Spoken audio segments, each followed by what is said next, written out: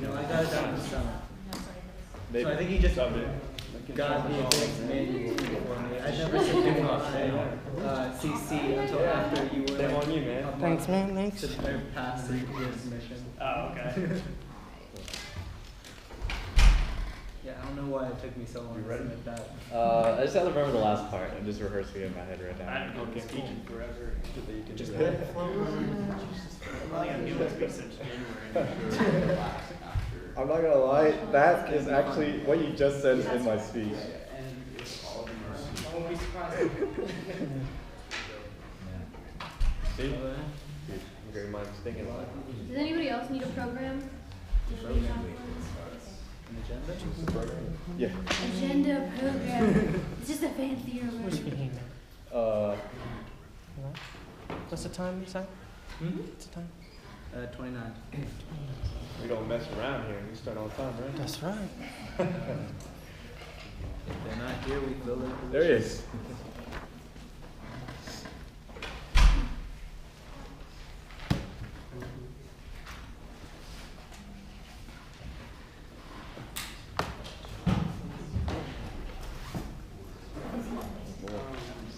Oh boy. Yeah. Wait, you're general right now. Oh, okay. Best stuff today.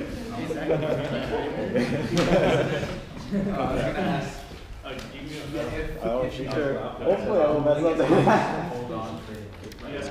Yeah. I mean, it's a power.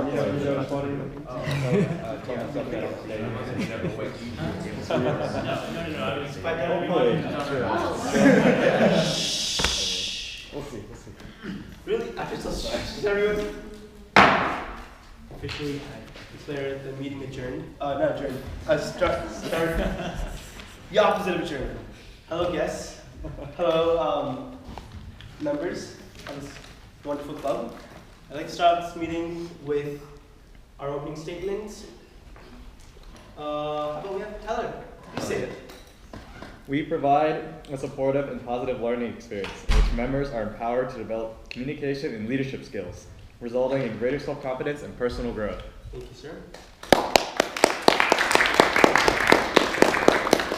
So a moment of silence where we reflect on what we said and what we can really do with this club as we see as we grow.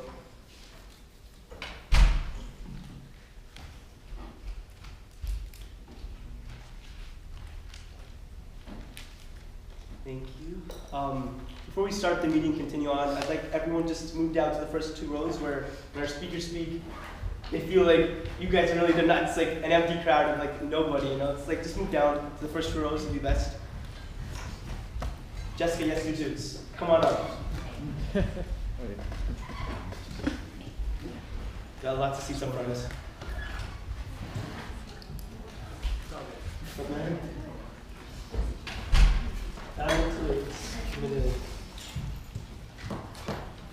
Yeah. I guess we're in a prep tonight. That's good. Well, let's continue meeting with our president coming right up, Alex Mathews.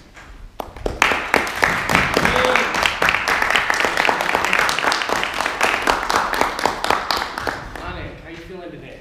Doing well. Awesome. How's everyone feeling today? Pretty good. Great. Oh, come on, how's everyone feeling today? Great. There we go. Okay. Do we have any announcements?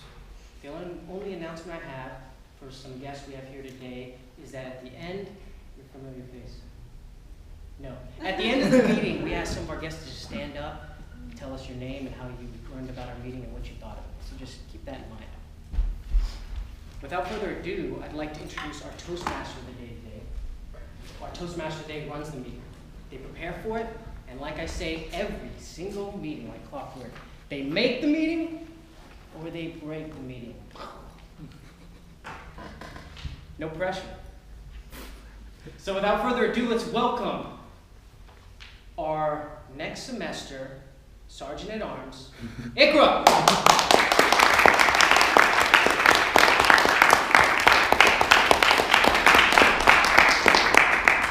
Alex likes to stress everybody. But, okay, so just a couple of like house rules, whatever. I'm going to segment for any guests that are here. Basically, we start with prepared speeches, then go into evaluations, and then have table topics. Prepared speeches are prepared like a week or more in advance by various people for a number of minutes. They come up and talk about a subject that's already listed in the manuals. And then we have evaluations that come after that. Each person is evaluated, given feedback, just told like what they could do better, what they did well, all that good stuff. So, and then the best part is table topics, because it's impromptu and anybody can get picked. I get picked on every week, so maybe this week I'll be spared. But table topics is fun. You get to come up and speak for a minute or two about a random topic, and it's right then and there. So good luck with that. Any guests in the audience, you could get picked. So beware. And some quick etiquette. We clap everybody up, and we clap everybody down. And if you come up, you're going to shake somebody's hand on the way up and on the way down. So clap and shake. Just remember that if you get picked. And after each speech, evaluation, and table topics will have on your ballots, you will give feedback for each speaker, and then at the end of the prepared speeches, you're going to vote for which one you like the most. And then after evaluations, you'll also vote for the best evaluator, and table topics, best table topic. So just be mindful of the ballots. Try to keep them coming a minute after each speech so we can get those votes in and get some awards out. So, all right, without further ado, our first speaker is Mary Edmonds, a dual-role high school senior at the University of North Georgia. She'll be majoring in communication disorders to become a speech-language pathologist, which is really cool because my sister is one too. Wow. So that's the book there. So she's doing her icebreaker speech, which is the first speech in our manual. So, and it's 4 to 6 minutes long, titled My Future. So let's welcome Mary Edmonds to the stage.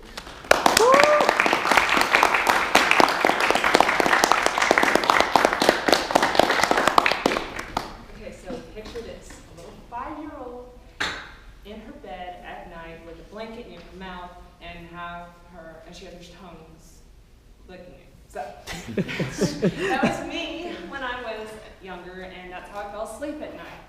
So when I was 7 years old, I received my first set of braces.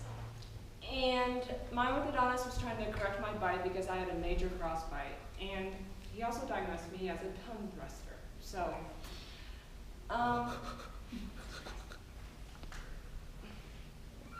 okay, so it helped for a little bit, and then over time I could tell that the braces didn't really help. So I had them on for about 18 months, and I was still growing, so that's what affected my teeth after. And the removal process was horrible because I had 8 loose baby teeth as they were coming off, so it was very painful. Then in 6th grade, I received my second set of braces. Had them all throughout middle school. And then in 11th grade, I received my 3rd set of braces. So it's been up and down. But after the 3rd set, my orthodontist sent me to a speech and language pathologist to help me adjust the placement of my tongue. And while I was there, she helped me with my speech as well and diagnosed me with slurred speech. So when I was working with her, something sparked in me, and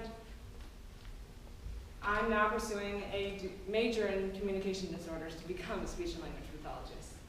So my major, I will learn how to identify speech articulation problems, auditory processing problems, and language disorders in children.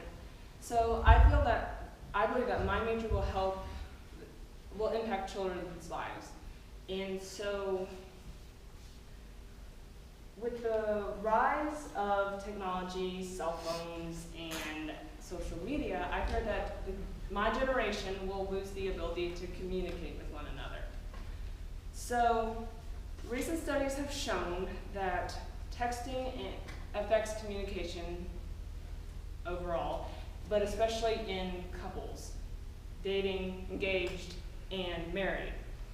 A study was done last year that examined the communication in couples, and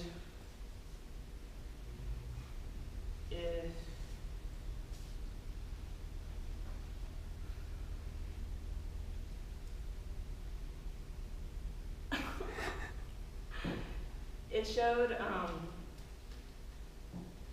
that when they expressed their feelings and discussed in-depth relationships, they had awkward face-to-face confrontations.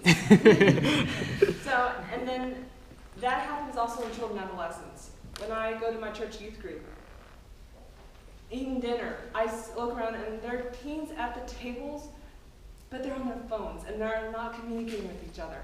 And then when we discuss the topic of the night, they can't express themselves very well.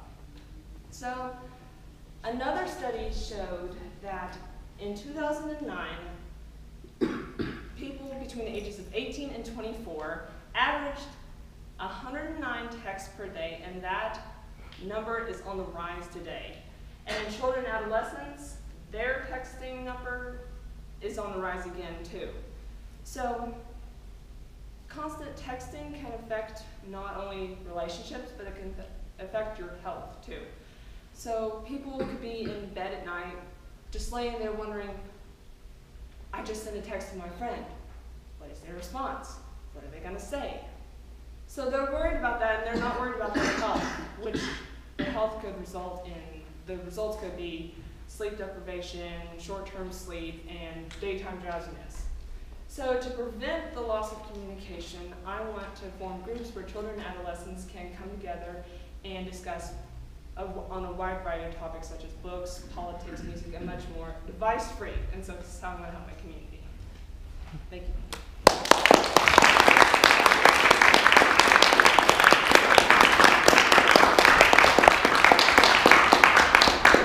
Okay, that was a wonderful icebreaker. Thank you, Mary.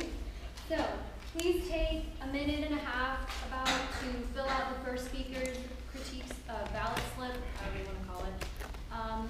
Give them a couple of good things, bad things they did, what can they improve on, all that good stuff, and please pass it to the middle so our Sergeant at Arms can collect those.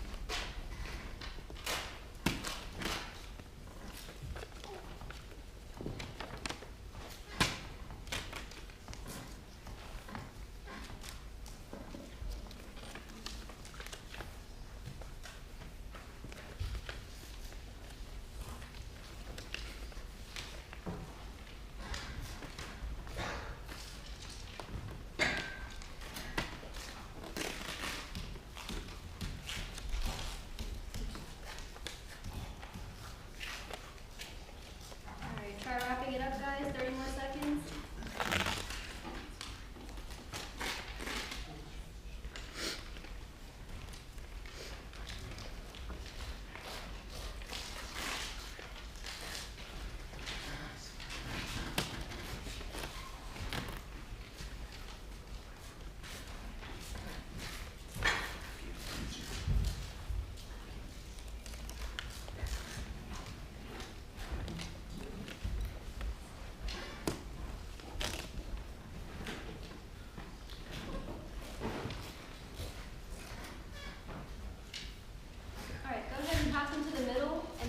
Will come afterwards to pick it up. I'm just going to keep the meeting moving. So, our second speaker is Jeremiah Bohn. I hope I said that right. Yeah. Is a senior majoring in finance. He is going to be giving us a speech on the basics of investments. So exciting! Project number 1 from Technical Presentations Advanced Manual, meaning he's finished the first manual. He's already got 10 speeches under his belt. We got a pro coming up. So, 8 to 10 minutes long, titled Disposable Income. What do I do with it? Please welcome Jeremiah Bohn.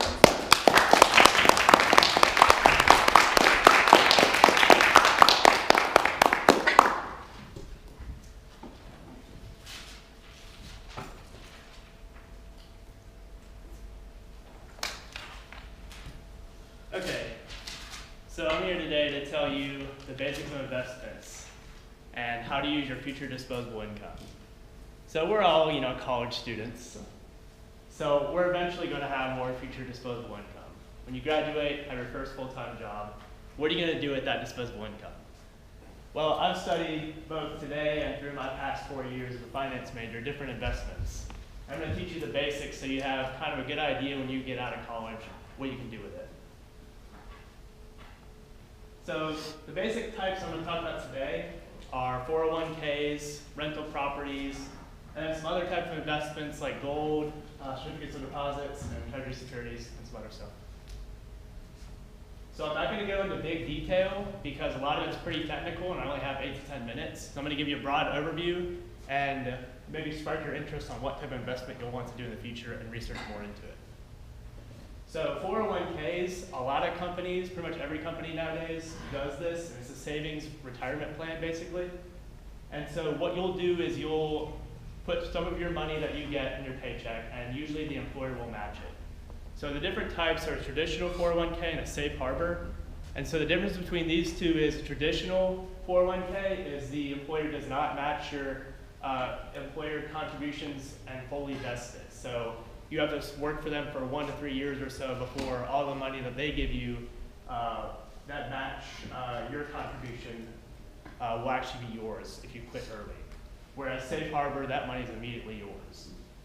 Now a Roth 401k, the difference between the Roth and the traditional and safe harbor is the traditional and safe harbor, those, when you have them, you don't actually get taxed on what you contribute. So if you have $2,000 in your paycheck and you have 4% contributed, then you're only going to have 96% taxed. Whereas a Roth 401k, you get taxed immediately on it. So you'll get $2,000, get taxed on it, and then contribute the money. But that money will not be taxed when you take it out when you retire. Okay, so when you have a 401k, you're usually allowed to choose the investment types. So there's a target fund and a target date. So a target date works like immediately when you start, you're going to have a lot of risky investments at a young age. And then when you get older and you're about to retire, the fund switches them to less risky investments. And then target allocation. So, okay, so I'm assuming you all don't know exactly what maybe stocks or bonds are in particular. So stocks are ownership of a company, and you invest in that company expecting to get more money from them as the stock